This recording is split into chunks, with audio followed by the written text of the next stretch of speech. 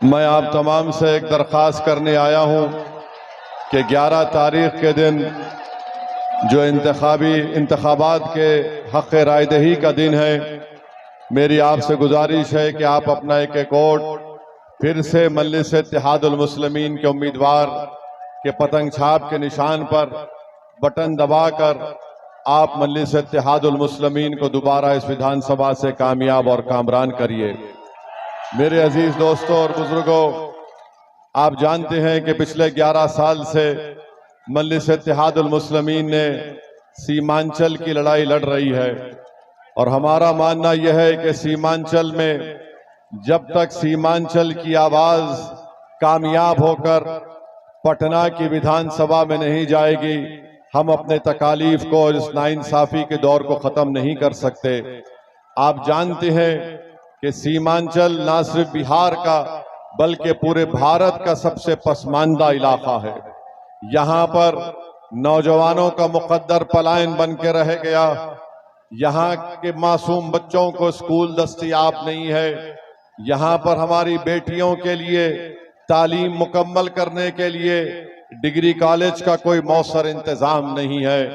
ये ऐसे मसाइल हैं कि सैलाब आता है, जमीनें कट जाती हैं, फसलों को नुकसान होता है। तो इस सब चीज के लिए हमारी आपसे फिर से दरख्वास्त है कि मजलिस इत्तेहादुल मुस्लिमीन को आप अपना वोट देकर कामयाब करिए। यकीनन इस विधानसभा में अख्तरुल ईमान साहब की क़यादत में 5 साल का जो एक मुख्तसर सा वक्फा उनको मिला, अख्तरुल ईमान साहब ने बहुत से काम करवाए। 800 करोड़ के तरक्याती काम जनाब अख्तरुल ईमान साहब ने यहाँ पर करवाए हैं। मुखालिफीन मजलिस इत्तेहादुल मुस्लिमीन ये बहुत बड़े दावे करते हैं, मगर हम उनसे पूछते हैं कि मस्तान साहब को 30 साल का अरसा मिला, उस 30 साल के अरसे में मस्तान साहब ने क्या काम करवाया वो जरा हमको बता दें। उनके पास 30 साल का रिकॉर्ड नहीं है काम करवाने का। अख्तरुल ईमान के पास जो 5 साल उन्होंने काम करवाया उसका रिकॉर्ड अख्तरुल ईमान ने आपके सामने रख दिया। यकीनन बहुत से काम अभी होना बाकी है और इंशाअल्लाह ताला वो तमाम काम मजलिस इत्तेहादुल मुस्लिमीन की क़यादत में करवाए जाएंगे।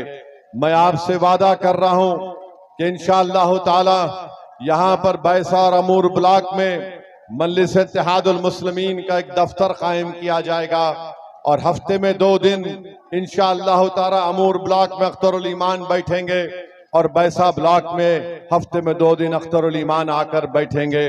मैं आपसे अपील कर रहा हूं कि मजलिस इत्तेहादुल मुस्लिमीन को आप कामयाब और कामरान करिए।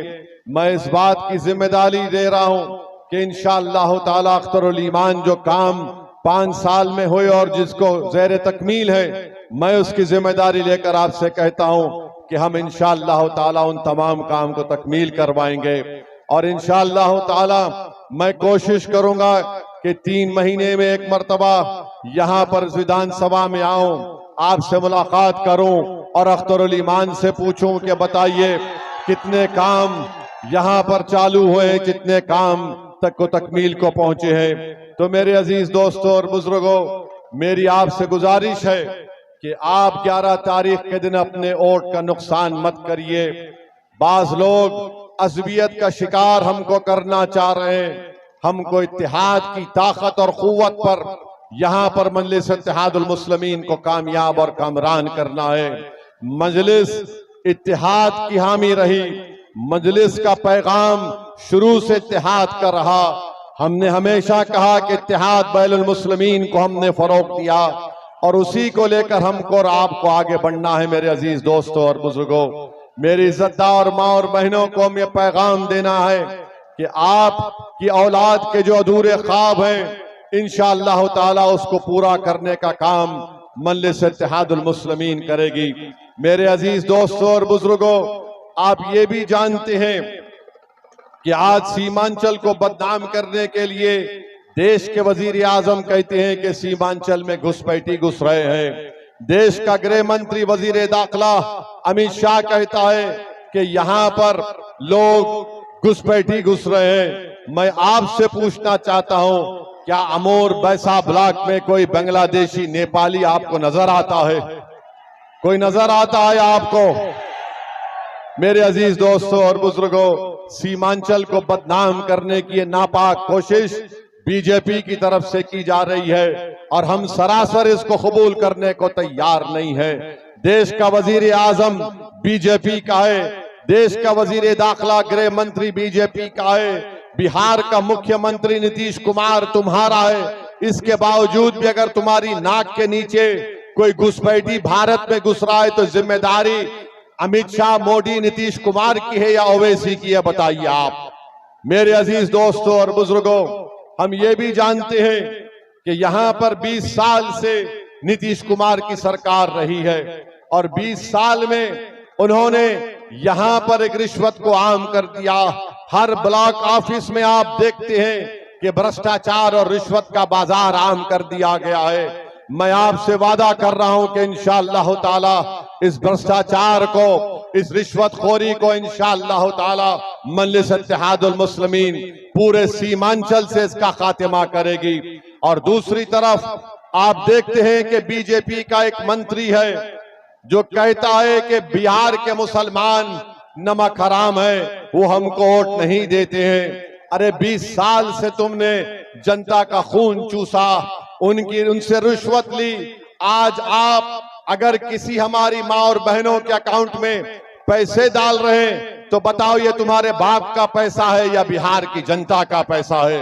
मेरे अजीज दोस्तों और बुजुर्गों, यही बात बताने के लिए हम आपके दरमियान में आए हैं कि आज आपको सीमांचल की लड़ाई जो मजलिस लड़ रही है उसमें आपकी हमारी इत्तेहाद की जरूरत है, आपके ताउन की जरूरत है।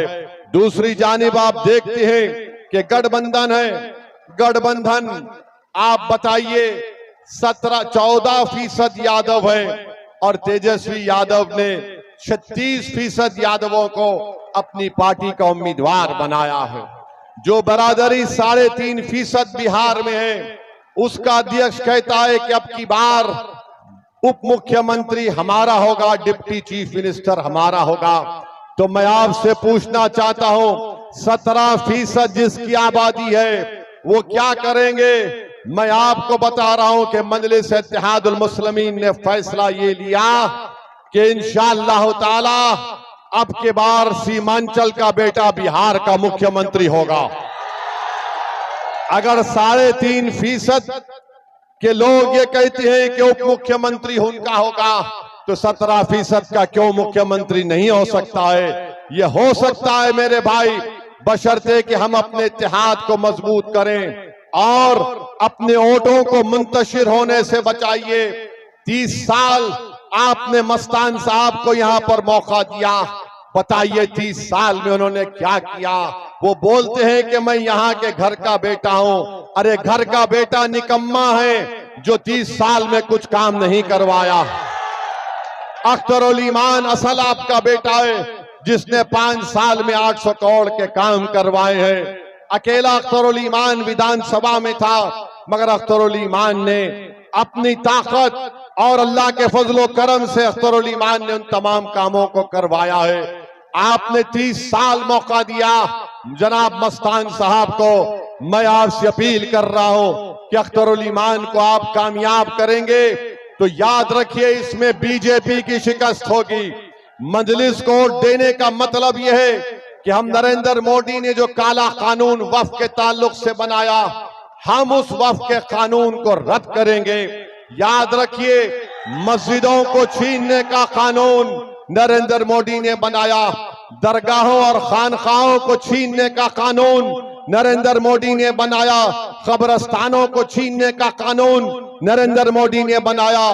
बताओ अमूर की जनता, क्या आप उसके हक में वोट देंगे जो हमारे मस्जिद और दरगाह को छीनना चाहता है? मैं आपसे अपील कर रहा हूं, ये वक्त इंतशार का नहीं है, ये वक्त इत्तेहाद का है। और आपकी आंखों ने देखा, दुनिया ने देखा और आपकी कानों ने सुना। अगर भारत की पार्लियामेंट में अगर किसी ने अकेला खड़े होकर तमाम संविधान के दलीलें देकर ये बताया ये कानून भारत के संविधान के खिलाफ है। ये कानून वक्फ की जायदाद को बचाने के लिए नहीं बल्कि मुसलमानों से उनकी जायदादों को छीनने का कानून बनाया जा रहा है।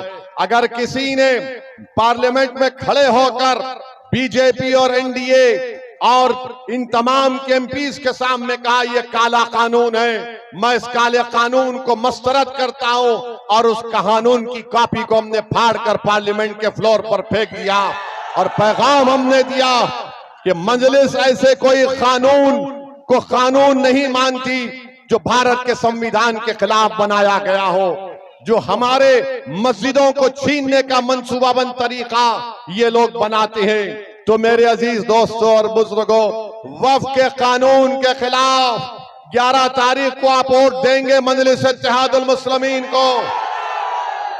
जो ताकत, जो पार्टी आपकी मस्जिद और हमारी दरगाहों को छीनना चाहती है, मेरी आपसे अपील है कि हरगिज इंतशार का शिकार मत होइए। 30 साल आपने एक शख्स को मौका दिया, 5 साल आपने अख्तरुल ईमान को मौका दिया, वो काम आपके सामने है। बहुत से काम यकीनन अभी करवाना बाकी है। मैं जिम्मेदारी लेता हूं इस विधानसभा की और इंशाअल्लाह ताला अख्तरुल ईमान का हाथ पकड़कर हम उनसे वो तमाम काम करवाएंगे जो यहां पर अभी ज़ेरे तकमील है। दूसरी तरफ आप देखते हैं कि पूरे देश में, बिहार में बीजेपी फिरका परस्ती को बढ़ा रही है। तो मेरे अजीज दोस्तों और बुजुर्गों, अज़बियत का शिकार मत होइए। घुसपैठिया बीजेपी कह रही है, आरएसएस कह रही है सीमांचल के ताल्लुक से, मगर आप जानते हैं मेरे अजीज दोस्तों और बुजुर्गों, कल तेजस्वी यादव ने क्या कहा? तेजस्वी यादव ने यह कहा कि असदुद्दीन ओवैसी एक्सट्रीमिस्ट है।